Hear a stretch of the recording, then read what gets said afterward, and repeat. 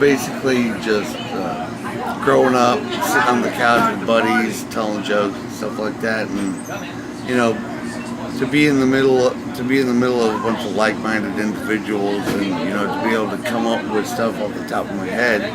I thought maybe this could work on stage, and even as a young kid, I would always do impressions. I was like the class clown and stuff like that. So, just growing up, learning how to like mirror people's images and mirror people's voices was always a strong suit for me. So I always like just, I speak in movie references and I speak in movie lines. So anything that's relevant to the situation, but was said in a movie, I'll probably bring it up.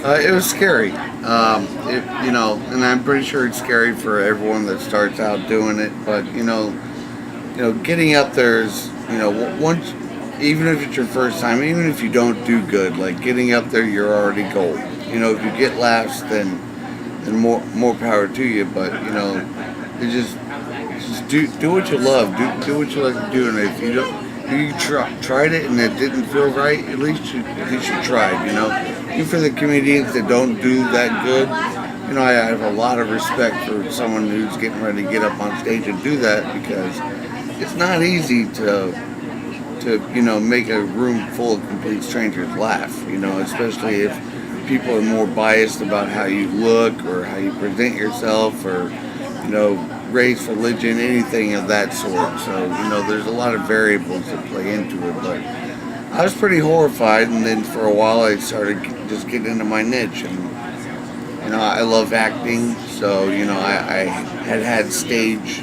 presence before, and, but, it's always a good time.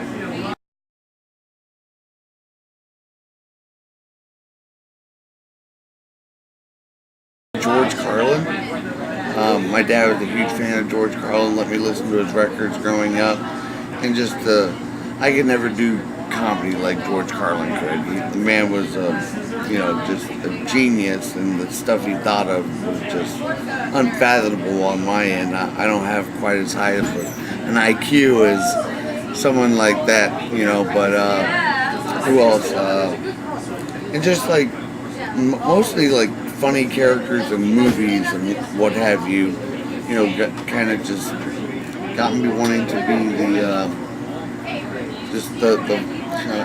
a man that distracted me. A girl comes and kisses me, and I'm like, ugh. This is my first interview, by the way, so this is great. It's great. I like what you're doing here. Nice. But yeah, George Carlin was probably one of my great inspirations, along with Richard Pryor or the late Robin Williams. He does a lot of the same stuff on the same lines that I do, or well, I do what he used to do. So yeah, probably most of the classic guys like that.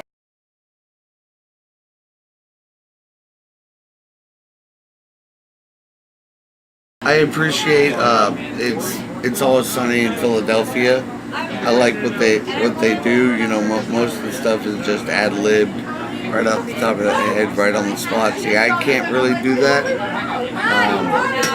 Like improv comedy and stuff like that. I'm very, very methodical with my process, and it takes me a long time to establish. Because when it comes to comedy, I'm pretty OCD. I got to make sure the impression sounds right. I try it on different people and whatnot. Some other shows. Louis C.K. That show Louis, he's good in that, and he's also a fantastic stand-up performer. I like the kind of pity he takes out on himself. Because if you can't make fun of yourself and you can't laugh at yourself, then what the hell are you doing here? So like, be able to take a joke and be able to say jokes about yourself, because you're a lot less likely to offend anybody when you make fun of yourself.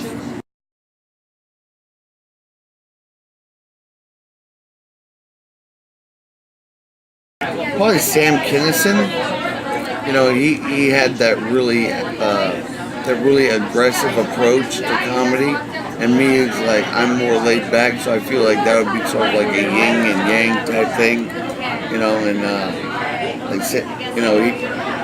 I kind of use these personas and different looks and stuff like that. I don't just want to stand out with my comedy, but I want people to like look at me when I get on stage and be like, okay, kind of catch their eye, like just okay, this guy looks. I mean, right now, it's like, I look like a blind guy. I got the glasses on and stuff like that, and the punk rock vest or whatever you want to call it. But I really don't classify it as anything. I just whatever I feel like wearing, that's what I do.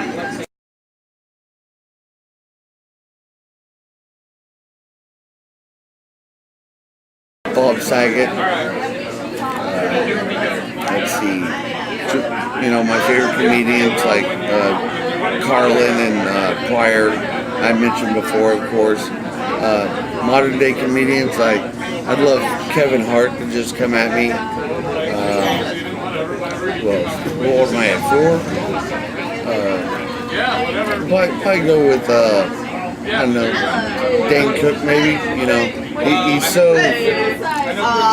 He's so random, and I've heard that he has like ADD or something. That's why he can just grab stuff and be so off the wall with it. And I feel like he could really tear me a new asshole if he wanted to, at a roast. I think that'd be pretty interesting.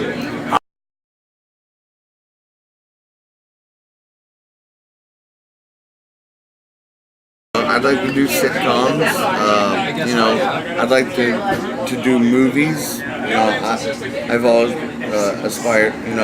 Originally I aspired to either be an actor or a movie director or a movie writer or something like that. So that's where my strong suit is, and that's where most of the base material comes to my comedy. Is just kind of making it really theatrical and just enjoyable for the audience, because in pop culture nowadays, and like right now, it's a really big time for pop culture. You got all the Comic Cons and a lot of comic book movies coming out, and that's the stuff I like to base my comedy around. It's something that people like me can relate to, and I have a lot of fun doing it.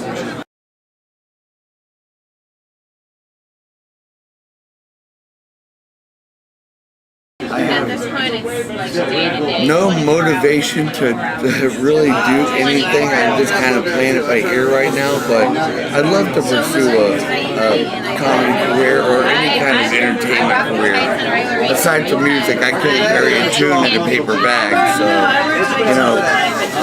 acting and doing impressions and just telling jokes, that's my strong suit. And so if I were to pursue any kind of career in entertainment, it would definitely be comedy or maybe serious acting, because as well as being a comedian, I'm a writer too, and I like to work on fictional works as well as non-fictional works that make it establish myself as something more than just a comedian.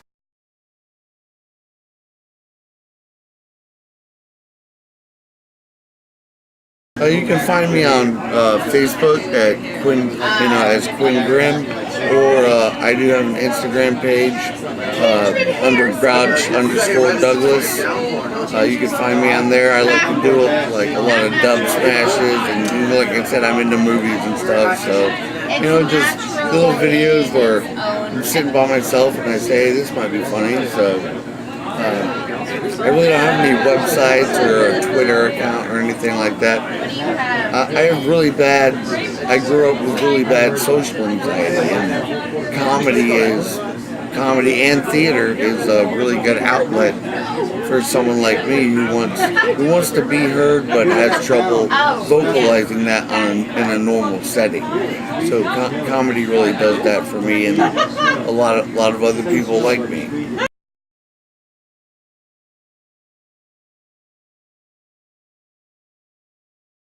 That guy's impressions were spot on. When you know, that's like melted butter hearing that to me. You know, just it's like, wow, I'd never heard anybody doing that good. And I spent a lot of time standing in front of the mirror, like perfecting these impressions, and even just memorizing movie monologues and stuff like that, just to make sure that I do it right. And I know everyone's voice has like to yourself, your voice is deeper than what everyone else hears because of the bass.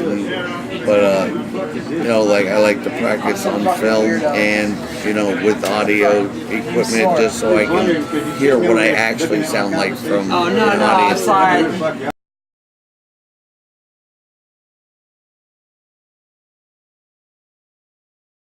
I'm Quinn Grimm, local Daytona comedian, and you should check out cuties.com for my interview and other videos like this from other great comedians.